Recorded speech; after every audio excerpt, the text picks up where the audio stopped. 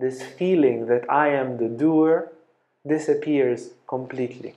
It is like you sit, instead of sitting in the driver's seat that we feel we sit in, you sit in the back seat and you see God driving your vehicle with amazement, with delight, with bliss. Now these last two stages. Again, we will give you some examples, but it is not to be misunderstood that now clearly this master is above that master and so forth. Not at all. But much rather we are referring to basically rather historical names that these figures have received. And both these last stages, we are speaking already about an enlightened being. One of them, the Jeevan Mukta, the last one, clearly established in total liberation. And the others very close to that, or even flirting with that, or diving occasionally into that, something in that direction. Siddha means as much as the perfected one. And our school is called Mahasiddha, so it's this aiming for this stage of perfection that within the Tantric tradition is mentioned quite a lot. And you can already see in the examples that the 84 Mahasiddhas and their legends belong very much into this category, even though also some of them are actually liberated masters. So again, let's not just draw a line. In our seed example, here we have the blossoming tree with all the butterflies flying around it already from our other examples. So the butterfly is flying and the tree is in full bloom and to its full potential. And as the word says, Siddha, the perfected one, it would imply that all the levels of the being are fully awakened. The being has already become perfect, has already become what it can be. It is awakened in the soul, it has a clear and constant connection and revelation of the self. It is already an enlightened being. And you could even argue that the shift from the initiate to the Siddha, you could put another 20 stages in between. It is just that we are referring to Yukteswar's way of putting things. The Siddhas would normally be considered masters in themselves. So you find here also in our examples Muktananda and Nithyananda. Muktananda was a student of Nithyananda, and with Nithyananda one could definitely argue whether or not he was a Jeevan Mukta is not something that from my little perspective I can really judge. He was definitely historically referred to as a Siddha, but that doesn't contradict that maybe he was even at the highest level. So the main points of this stage, let's say, is the being is enlightened. There is absolutely no risk to fall into any other temptation or something like that, but it is rather the understanding what stage of enlightenment is one at.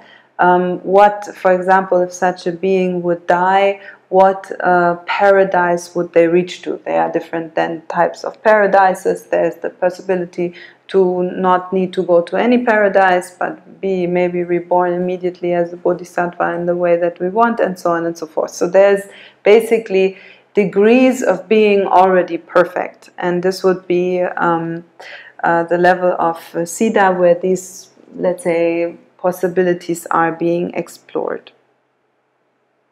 Such a being lives in the present moment and in the same time in eternity, so has, so to say, awakened both the quality of the soul of being completely here now, teaching their students, looking at that flower, doing what is necessary, and in the same time being completely expanded into the eternity of everything, which is by the revelation of the self, experiencing all the amazing let's say correlated states that belong to self-revelation, such as being beyond time, beyond space, beyond desire, having all knowledge, being ever present, and all of these elements, they awaken within this stage. It is basically just considered to be a process of ripening all the way into being a Jeevan Mukta. And we'll take one of these examples, as Blandine mentioned, Nithyananda, and just share a little bit about his life story to see what is the life of a perfect human being, of a Siddha. He was found at the age of 3 by some little bit more wealthy family. They just found him and adopted him. Already at that age, there were people coming with snakes. They would put snakes in people's houses and then charge money to get rid of the snakes. And they have a little bit of a paranormal thing to them because they can control the snakes. And Nithyananda, at such a young age, with his telepathic power, he got all the snakes out of the house or out of the mansion. And then the snake catchers, they said to the man, look, you have a paranormal boy here. At the age of 10, he told his parents he has to go to the Himalayas, and he left the house walking. Came back after several years, exactly to the day where his stepsister got married.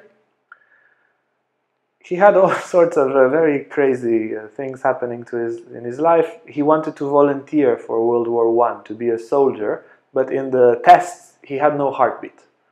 So they did not accept him to the army. He walked in the street once. He was a very big guy, and he grabbed a woman's breasts in India.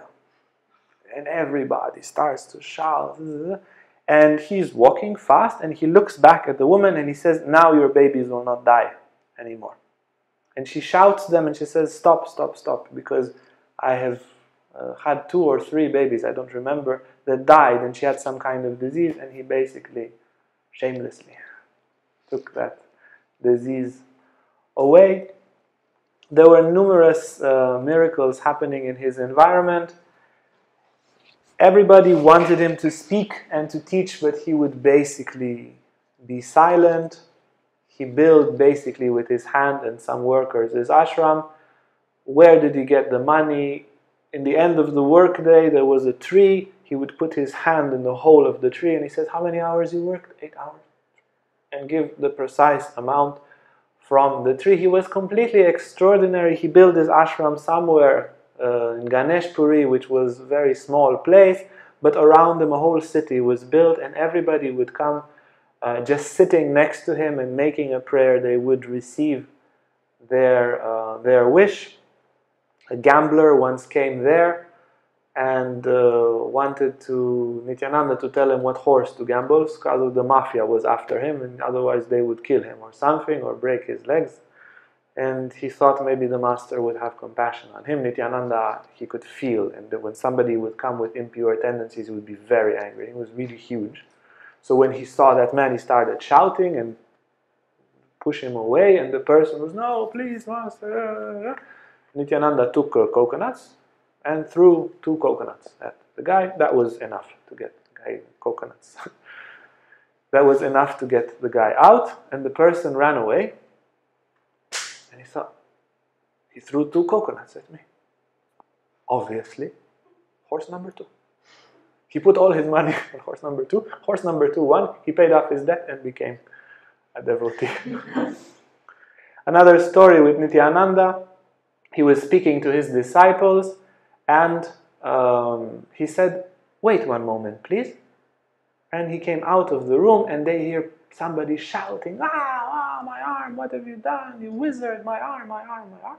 And they come out and they see a person with a knife, and the knife is like stuck just in front of his head. And the guy says, I can't move my arm, you wizard, what have you done to me? And Nithyananda is standing like this in front of the knife. Somebody came to kill him. This father of a disciple was not happy that the disciple was, I don't know what, donating money to the ashram or something like that. The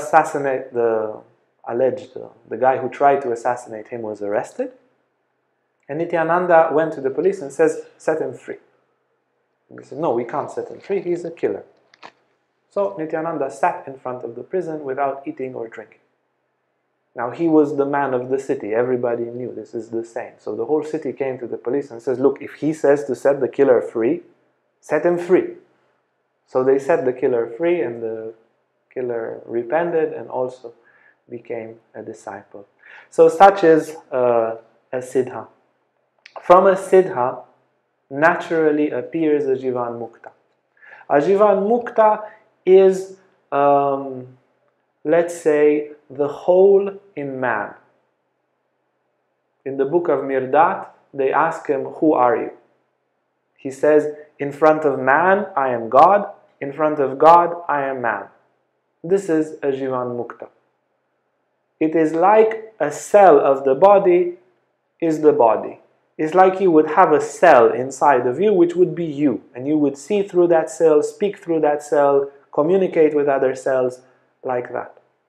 A Jeevan Mukta is completely free from any karmic residues. He is completely not mechanical. His past is constantly dead. Whatever he does is like writing on water, it leaves no traces. It is a completely enlightened being. There is nothing such a person can do which would be outside of the universal harmony. There are yogis that would reach that state but die. Yeah? So there's other branches. Like for example, in Tantra, the goal is to become a Jeevan Mukta. But in other branches, you would simply enter a state of universal consciousness of Samadhi, and after 21 days, the body dies, goodbye. And that would be fine for some traditions, but in other traditions, as in Tantra, you get enlightened as the tradition of Bodhisattva, and you stay in the world to serve the world. It becomes a bridge between the absolute and manifestation. It is not to say the human being is just a vessel of a tremendous universal consciousness. And such beings, they are completely extraordinary, very, very difficult to understand in many ways, and they have the capacity to create a great impact, because they would come to balance wherever humanity is. Such a being can balance the entire humanity, has such a power, has such a perfection that can bring such a balance. And we have here the examples of the great Milarepa, Ramakrishna, Ramana Maharishi, Sri Aurobindo, and Greek, our spiritual guide. Greek was once asked how he would describe his own spiritual path, and his answer was that he was like a tank, just ardently driving through any obstacles, continuing forward. So some experiences from Greek's life. When he was teaching yoga in the time of the Romanian authorities there, in the time of communism, at a certain point some kind of conflict arose and yoga became illegal, and he was one of the bigger yoga teachers at the time, and they kept on teaching yoga secretly in some apartments. But communism, like communism, he was found and put under arrest. It was very severe. He was tortured and beaten, his teeth were broken, and so forth, and everybody who was his student was also arrested and put into investigation. There was a risk that he would die in prison, as so many people died. There would be no windows sometimes, and it would be very cold, and they would try kind of to die from natural circumstances. And he used some of his yogic powers to escape. It was one of the most secure prisons. Nobody ever, before or after, ever escaped this prison. He had one guard before him, one guard behind him, as they were walking through the yard. Whatever he did, they entered the building and he stayed out of the building. Whatever happened there through his yogic powers. And then I saw the video. It's about a 7-meter wall, like this, with walls all around. And he somehow got out. somehow climb that wall, because it was an open roof in the yard, but it was very high, the wall, and he jumped from there into a kindergarten, which we're probably very happy to see a prisoner jumping into the kindergarten and escape. Where he went to some old woman who somehow knew the family, but she was very inattentive with the phone, and she told everybody Greek is there, and of course the phones were listened to. So he was caught again, but by then it was a thing that somebody escaped from that prison, and when he was re-arrested and eventually put to jail for escaping jail, he was 1.5 years in jail for escaping jail. So eventually when he was caught, he couldn't just be eliminated in such a way in prison. And even coming back from prison, this was 1984, he kept on teaching the students. They would just use, because they were followed all the time, so they would go on the bus in different stations. You had to go on that bus, and then you sit next to him and you say, well, how was your meditation? Good. This is the next teaching. You do that posture and you focus over there and you use that mantra. Okay.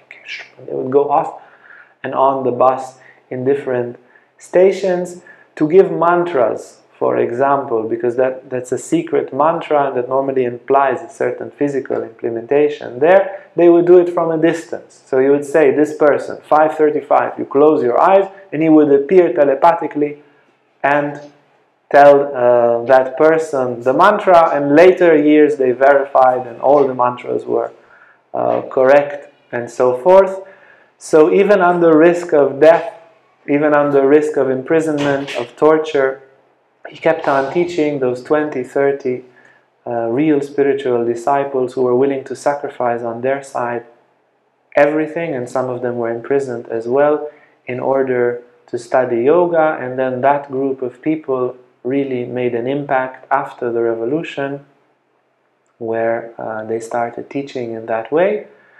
Maybe just to add, so when the revolution happened, he was put in a mental hospital with killers and so forth. And when the revolution happened, then of course they set him free immediately and said that they're very sorry and that they were just following orders. He was very, very thin with broken teeth and so forth, and the disciples arranged that he will go somewhere and heal, and they take him to nature for a few months and feed him. It was like, are you crazy?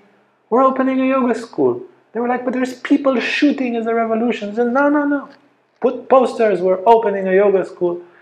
And literally, the revolution was in January, the 31st of January, or something around that time, end of January, was the first yoga course with 3,000 people. And it's just to show how much in his heart is this path of a teacher and the willingness to sacrifice and to give everything.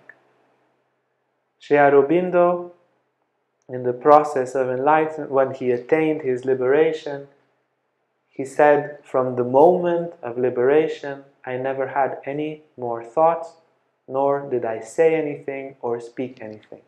This feeling that I am the doer disappears completely. It is like you sit, instead of sitting in the driver's seat that we feel we sit in, you sit in the back seat and you see God driving your vehicle with amazement, with delight, with bliss. There is nothing anymore. There is not the trace of the sense that I am doing. Only that is doing through this body, through this mind, through all these vehicles. So this is the final stage of the spiritual evolution, and somehow, according to the spiritual tradition, the goal of every human being, and the reason why all this and all these suffering and all these turmoils, because the individual can become that. And through that process, the individual gets choice and gets responsibility and can make good choices and bad choices until this function of choice becomes perfect, and then it is transcended altogether, and there is just the choice to be one with the Absolute and the Absolute can manifest. And in such a way, basically, there is this game of unity and multiplicity. You don't think you are one with everything. You are utterly and completely merged and one with everything at the level of consciousness. And like that, indeed, even here on earth, perfect harmony can manifest. Hey guys, if you like this video, make sure to like and subscribe to our YouTube channel for more content on spirituality, Tantra and more. And if you want to sign up for our online classes or for our retreats, you can see our website on the description below. Thank you.